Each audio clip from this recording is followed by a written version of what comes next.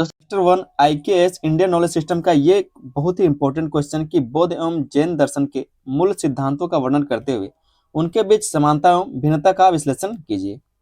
जो बौद्ध दर्शन है, जो जैन दर्शन है, उनके मूल सिद्धांतों का वर्णन करना है। इसके साथ साथ आपको उनके बीच में जो समानता है उसके बारे में बताना और जो भिन्नता है उसके बारे में बताना है। तो ये क्वेश्चन लंबा है, लेकिन हम चाहते हैं कि अगर इससे किसी भी तरह से क्वेश्चन घुमा के दे तो आप कर पाए, इसके लिए हम क्वेश्चन को जोड़ दिए। ठीक है, पहले हम लोग बौद्ध और जैन दर्शन के मूल सिद्धांतों को देखेंगे, इसके साथ साथ इसके बीच में क्या समानता है और इसके बीच में क्या अंतर है, क्या भिन्नता है, इस चीज को भी समझेंगे। चैनल पर दोस्तों नहीं तो आप लोग चैनल को सब्सक्राइब कर लीजिए। आपको खुद से कुछ नहीं करना है, बस आप वीडियो को अंत तक देखिए, आपको 100% गारंटी की समझ में आ जाएगा और क्वेश्चन किसी भी तरह से घुमा के देगा तो आप आराम से लिख पाएंगे। और ये क्वेश्चन इंपॉर्टेंट है, 15 नंबर के लिए इसको आप लोग VVI मार्क कर लीजिए, क्वेश्चन पूछा जाएगा। ये क्वेश्चन को आप लोग फिक्स करिए कि ये क्वेश्चन आएगा तो आएगा। ठीक है, समझते हैं दोस्तों हम लोग इस क्वेश्चन के आंसर को। एक छोटा सा यहाँ पर परिचय दिया है, उसको थोड़ा सा समझ लेते हैं। कहा जा रहा है कि भारतीय दर्शन में बौद्ध और जैन दर्शन का महत्वपूर्ण स्थान है। भारतीय दर्शन में मतलब हमारे यहाँ जितने भी ग्रंथ हैं, जितने भी फिलोसफी है, जितने भी फिलोसफर हैं, उनमें से कह सकते हैं जो भारतीय दर्शन है उसमें से बौद्ध और जैन दर्शन का महत्वपूर्ण स्थान है। ये दोनों दर्शन समाज में फैली जटिलताओं और कर्म कांडों के विरोध के रूप में उभरे और इन्होंने सरल, नैतिक तथा अनुशासित जीवन पर जोर दिया। कहा जा रहा है कि ये जो दोनों दर्शन है, चाहे वो बौद्ध दर्शन हो या फिर जैन दर्शन, दोनों ने समाज में फैली जो भी जटिलताएं थी और जो भी कर्मकांड के विरोध के रूप में उभरे हुए थे, उनको क्या है तो सरल, नैतिक तथा अनुशासित जीवन पर जोर दिया गया। इनका मुख्य उद्देश्य मनुष्य को दुखों से मुक्ति दिलाना और उसे सही जीवन का मार्ग दिखाना है। कहा जा रहा है कि इनका जो उद्देश्य था, चाहे वो जैन दर्शन हो या फिर बौद्ध दर्शन, इसका उद्देश्य था कि मनुष्य को दुखों से मुक्ति दिलाना और उसे सही जीवन का मार्ग दिखाना। ठीक है, इस चीज को जब आप अंत तक इस वीडियो को देखेंगे आपको सब कुछ समझ में आ जाएगा। आपको करना क्या है तो बस वीडियो को अंत तक देखना है। अभी तो बस हमने परिचय को देख लिया, आगे हम देखते हैं बौद्ध दर्शन के मूल सिद्धांत। ये जो यहाँ पर ये बात कहा गया कि इसका मुख्य उद्देश्य मनुष्य को दुखों से मुक्ति दिलाना और उसे सही जीवन का मार्ग दिखाना, इस चीज का अब मतलब आगे वीडियो में समझेंगे, बहुत ही डिटेल में समझेंगे। तो आपको करना क्या है, वीडियो को अंत तक देखना है। बौद्ध दर्शन के मूल सिद्धांत को पहले हम लोग समझते हैं, उसके बाद हम लोग जैन दर्शन के मूल सिद्धांत को समझेंगे और दोनों में समानता और अंतर भी देखेंगे। ठीक है, पहले जो यहाँ पर हम लोग सिद्धांत देखते हैं बौद्ध दर्शन का, वो है दुख और 4 आर्य सत्य। दुख और 4 आर्य सत्य बौद्ध दर्शन के प्रवर्तक गौतम बुद्ध ने बताया। ये जो बौद्ध दर्शन है इसके प्रवर्तक या फिर कह सकते हैं इसके जो प्रवर्तक मतलब क्या होता है, पारित करने वाला। ठीक है, जो इसको बनाता है, जो इसको लिखता है, वो कौन है, गौतम बुद्ध। तो बौद्ध दर्शन के प्रवर्तक गौतम बुद्ध ने बताया कि जीवन में दुख है और यह दुख तृष्णा मतलब इच्छाओं के कारण उत्पन्न होता है। जब हम किसी चीज की इच्छा रखते हैं, किसी चीज का लालच रखते हैं, तभी हमें दुख होता है। जैसे पैसा कमाने का इच्छा, हमारे पास 400-500 कमाने का जरिया है रोज का, लेकिन जब हम लोग सोचते हैं कि हम लोग 400-500 ना कमा करके 5,000 कमाए, 10,000 कमाए, 1 लाख कमाए, तब यहां से दुख शुरू होता है। ठीक है, तो जो गौतम बुद्ध थे इन्होंने कहा कि जीवन में दुख है और यह दुख तृष्णा मतलब इच्छाओं के कारण उत्पन्न होता है। उन्होंने 4 आर्य सत्य के माध्यम से यह समझाया कि दुख को समझना, उसके कारण को पहचानना, उसके अंत की संभावना को जानना और उसके अंत के मार्ग को अपनाना आवश्यक है। इन्होंने क्या किया तो 4 आर्य सत्य बताए, जिसके माध्यम से यह समझाया गया कि दुख को समझना जरूरी है, उसके कारण को पहचानना जरूरी है, उसके अंत की संभावना को जानना जरूरी है, उसके अंत के मार्ग को अपनाना आवश्यक है। इससे मनुष्य अपने जीवन की समस्याओं को सही तरीके से समझ सकता है। हम जब गौतम बुद्ध के बारे में पढ़ा रहे थे उस टाइम हम इस चीज को डिटेल में करा रखे। अगर आपको यहाँ पर समझ नहीं आ रहा तो आप जाके उस वीडियो को देख लीजिएगा, लेकिन आपको यहीं पर समझा देते हैं। देखिए, कोई भी दुख जो है हमारे पास क्या होता है, जब हम लोग लालच करते हैं कोई चीज का, तो गौतम बुद्ध कहते हैं कि लालच मत करो, जितना है उतना में खुश रहो। ठीक है, जो है उसमें खुश रहो, मतलब लालच नहीं करेंगे तभी आपको दुख नहीं होगा। किसी भी चीज का लालच, किसी भी चीज, पैसों का हो सकता है, स्त्री का हो सकता है, पुरुष का हो सकता है, ठीक है, प्रेम का हो सकता है, किसी भी चीज का लालच हो सकता है, तो उससे बचना चाहिए। इसी को बोलते हैं 4 आर्य सत्य। दूसरा जो इसका सिद्धांत है वो है अष्टांग मार्ग, सही जीवन का रास्ता। इनके द्वारा अष्टांग मार्ग दिया गया, मतलब कैसे एक व्यक्ति अच्छे से जी सकता है। बौद्ध दर्शन में दुख से मुक्ति के लिए अष्टांग मार्ग बताया गया। कैसे आप दुख से मुक्ति पा सकते हैं, उसके लिए अष्टांग मार्ग 8 तरीके बताए गए हैं, जिनमें सम्यक दृष्टि, सम्यक संकल्प, सम्यक वाणी, सम्यक कर्म, सम्यक आजीविका, सम्यक प्रयास, सम्यक स्मृति और सम्यक समाधि शामिल है। ठीक है, हम आपको फिर से बता दें, जब हम गौतम बुद्ध के बारे में क्वेश्चन करा रहे थे उस टाइम हम सब कुछ क्लियर करके बताएं कि सम्यक वाणी क्या होता है, सम्यक संकल्प क्या होता है, सम्यक दृष्टि क्या होता है, ठीक है, सम्यक कर्म क्या होता है, सम्यक आजीविका क्या होता है, सब कुछ बता रखे हैं। तो बस आप ये समझिए कि जो अष्टांग मार्ग है मतलब सही जीवन जीने का ये रास्ता बताया जाता है, ठीक है। अगर इस चीज पर आप चलते हैं तो आपको कभी जीवन में दुख नहीं होगा। यह मार्ग व्यक्ति को संतुलित, नैतिक और अनुशासित जीवन जीने की शिक्षा देता है। ये जो मार्ग है अष्टांग मार्ग, ये क्या करता है, तो व्यक्ति को संतुलित, नैतिक और अनुशासित जीवन जीने के लिए शिक्षा देता है। ये चीज आपको याद रखना पड़ेगा। ये चीज जो आप देख पा रहे हैं, सम्यक दृष्टि, सम्यक संकल्प, सम्यक वाणी, सम्यक मार्ग, ठीक है, सम्यक कर्म, सम्यक आजीविका, सम्यक प्रयास, सम्यक स्मृति और सम्यक समाधि। जब आप अष्टांग मार्ग को लिखेंगे तो आप लोग 8 चीजों को यह लिखना पड़ेगा। अगला जो सिद्धांत है वो है मध्यम मार्ग, एक मिडिल पाथ में निकाला गया। बुद्ध ने यह सिखाया कि ना तो अत्यधिक भोग विलास करना चाहिए। जो गौतम बुद्ध थे उन्होंने यह सिखाया कि ना तो अत्यधिक भोग विलास करना चाहिए, ना मतलब ज्यादा रईसी में रहना चाहिए, और ना ही बहुत अत्यधिक तपस्या करनी चाहिए। ऐसा नहीं कि तुम फकीर ही हो जाओ, बल्कि दोनों के बीच का संतुलित मार्ग अपनाना चाहिए। मतलब जो है उसमें रहना चाहिए, जितना आप कमा रहे उतना रहना चाहिए, उसमें खुश रहना चाहिए।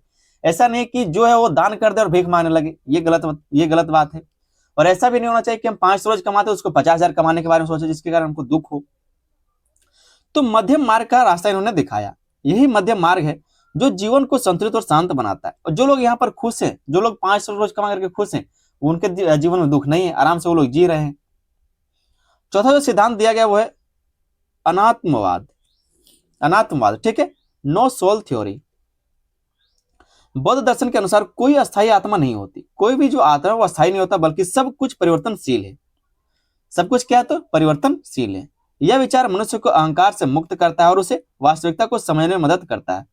मतलब आप परमानेंट नहीं है यहाँ पर, आप एक ना एक दिन चले जाएंगे। कोई भी आत्मा यहाँ पर परमानेंट नहीं है, एक ना एक दिन वो दूसरे शरीर में जाएगा। जो ये बात को समझ लेता है कि हम लोग एक ना एक दिन मरेंगे, उसको ये बात समझ में आता है कि इतना धन का हम लोग करेंगे क्या। जो हम लोग लालच कर रहे हैं कि रोज 50,000 कमाएंगे, उतना धन करेंगे जितना हमें जरूरत है उतना हम कमा रहे हैं, तो फिर हमें लालच करने का जरूरत नहीं है। तो अनात्मवाद के बारे में ये बताता है, अनात्मवाद का सिद्धांत इन्होंने दिया है।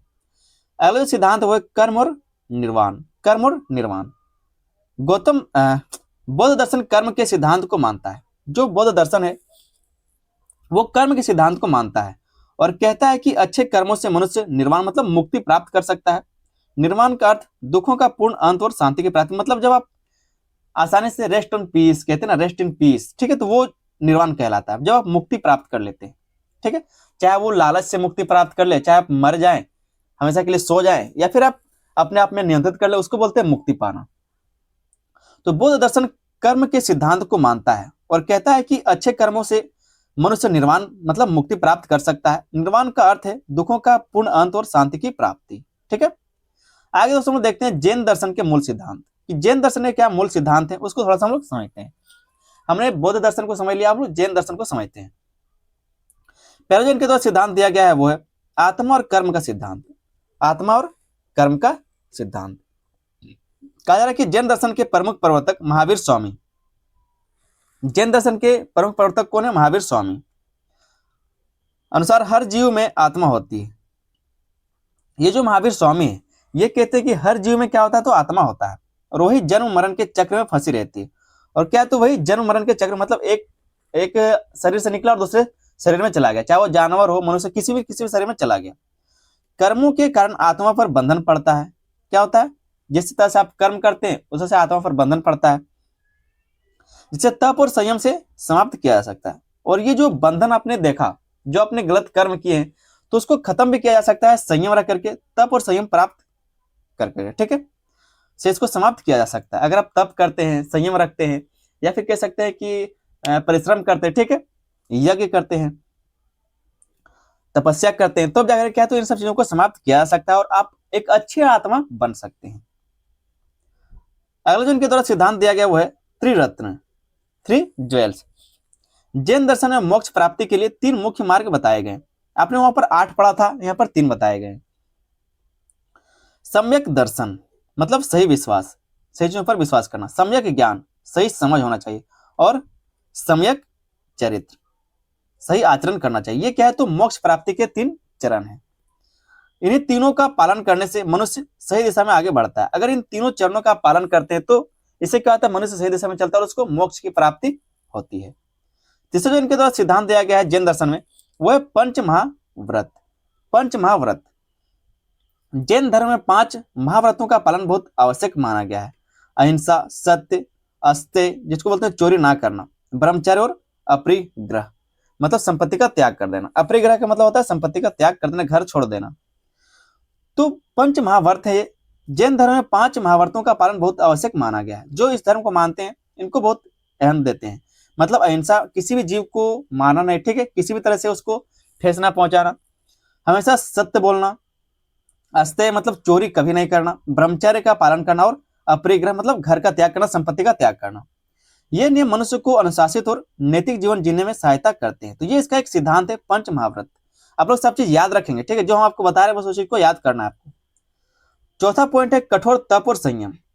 कठोर तप और संयम, जैन दर्शन में तपस्या और आत्म संयम को बहुत महत्व दिया गया है। इसके अनुसार इच्छाओं पर नियंत्रण और त्याग के माध्यम से आत्मा शुद्ध होती है और मोक्ष प्राप्त होता है। जब आप खुद पर नियंत्रण रखते हैं, अपने सोच पर, अपने इच्छाओं पर, अपने लालच पर नियंत्रण रखते हैं, ठीक है, तप करते हैं, नियंत्रण रखते हैं खुद की इच्छाओं पर, त्याग करते हैं चीजों का, तो उससे क्या होता है, आत्मा शुद्ध होती है और मोक्ष की प्राप्ति होती है। पांचों जो यहाँ पर हम लोग सिद्धांत देखेंगे जैन दर्शन का, वो है अहिंसा का व्यापक सिद्धांत। इनके द्वारा अहिंसा का व्यापक सिद्धांत दिया गया है। जैन दर्शन में अहिंसा को सबसे बड़ा धर्म माना गया है, क्योंकि ये मानते हैं कि हर जीव में क्या है तो आत्मा है, हर चीज में क्या है तो आत्मा है। इसलिए जैन दर्शन में अहिंसा को सबसे बड़ा धर्म माना गया है। इसमें केवल मनुष्य नहीं बल्कि छोटे से छोटे जीवों को भी नुकसान ना पहुंचाने की शिक्षा दी जाती है। आप हमेशा देखते होंगे जो जैन धर्म को मानने वाले लोग हैं, जो गुरु हैं, वो हमेशा मोर पंख रखते हैं हाथ में। जब वो बैठते भी हैं तो वो मोर पंख से चीजों को हटा लेते हैं कि अगर कोई छोटा जीव भी होगा तो वहां से चला जाए, उसको चोट न लग जाए, ठीक है। तो अहिंसा का व्यापक सिद्धांत यहाँ पर दिया गया है जैन दर्शन में। आगे दोस्तों हम समझ लेते हैं बौद्ध और जैन दर्शन में समानताएं। दोनों में समानताएं क्या, उसको थोड़ा सा समझते हैं। पहला जो समानता देखने को मिलता है वो है कर्म कांड का विरोध और सरल जीवन। दोनों में क्या है तो कर्म कांड का विरोध किया जाता है और सरल जीवन जीने के लिए कहा जाता है। दोनों दर्शन वैदिक कर्म कांडों और यज्ञ प्रथा का विरोध करते हैं तथा सरल और नैतिक जीवन पर जोर देते हैं। मतलब लालच ना करें, मतलब ज्यादा लालच ना करें, ठीक है, और सादा जीवन जीने के लिए कहते हैं। दूसरा है कर्म और पुनर्जन्म का सिद्धांत। कर्म और पुनर्जन्म मतलब कर्म पर विश्वास करते हैं। दोनों ही दर्शन कर्म और पुनर्जन्म को मानते हैं और बताते हैं कि मनुष्य अपने कर्मों के अनुसार फल प्राप्त करता है। चाहे वो बौद्ध दर्शन हो चाहे जैन दर्शन हो, दोनों क्या करते हैं तो कर्म पर मानते हैं कि जैसे आप कर्म करेंगे वैसे आपको फल मिलेगा और इसी तरह से आपका आत्मा अगले बार जन्म लेगा। तीसरा जो यहाँ पर हम लोग इसमें समानता देखते हैं वो अहिंसा और नैतिकता का महत्व। अहिंसा और नैतिकता महत्व दोनों में देखने को मिलता है। दोनों दर्शन अहिंसा, सत्य और आत्म संयम को जीवन का आधार मानते हैं और नैतिक जीवन जीने की शिक्षा देते हैं। मतलब जो नैतिक जीवन है, जो नेचुरल हमारा जीवन, उसको जीने के लिए कहते हैं हमें ना मतलब अहिंसा को पालना चाहिए, ठीक है, गुस्सा नहीं करना चाहिए, गलत नहीं बोलना चाहिए, चोरी नहीं करना चाहिए, इन सब चीजों को कहता है। चौथा जो पॉइंट है वो है मोक्ष, मुक्ति का लक्ष्य। मोक्ष का लक्ष्य, मुक्ति का लक्ष्य, दोनों का अंतिम लक्ष्य जन्म मरण के चक्र से मुक्ति प्राप्त करना। मतलब हम क्या करते हैं, अगर गलत काम करते हैं तो हमें फिर जन्म मिल जाता है, किसी न किसी जीव में हमारा आत्मा जाता है, हम लोग फिर जन्म लेते हैं। लेकिन अगर हम लोग चाहते हैं कि कंप्लीटली हमारा जो आत्मा है वो खत्म हो जाए, डिस्ट्रॉय हो जाए, मतलब खत्म हो जाए, ठीक है, तो इसके लिए क्या है, मोक्ष की प्राप्ति करना पड़ेगा, निर्माण करना पड़ेगा। आगे दोस्तों हम लोग देखते हैं बौद्ध और जैन दर्शन में भिन्नताएं। बौद्ध और जैन दर्शन में क्या भिन्नता है उसको समझते हैं। पहला जो यहाँ पर अंतर देखने को मिलता है वो आत्मा के बारे में विचार। आत्मा के बारे में विचार दोनों का अलग अलग है। बौद्ध दर्शन आत्मा के अस्तित्व को नहीं मानता। जो बौद्ध दर्शन वो आत्मा के अस्तित्व को नहीं मानता, मतलब ये कहता है कि अनात्मवाद है दुनिया, ठीक है। जबकि जैन दर्शन आत्मा को शाश्वत और वास्तविक मानता है। जबकि जो जैन धर्म वो कहता है कि हर जीव में क्या है तो आत्मा है और वो रहता है। लेकिन जो भाई बौद्ध धर्म वो आत्मा को नहीं मानता। दूसरा है साधना का तरीका, मतलब पूजा करने का तरीका या फिर मानने का तरीका।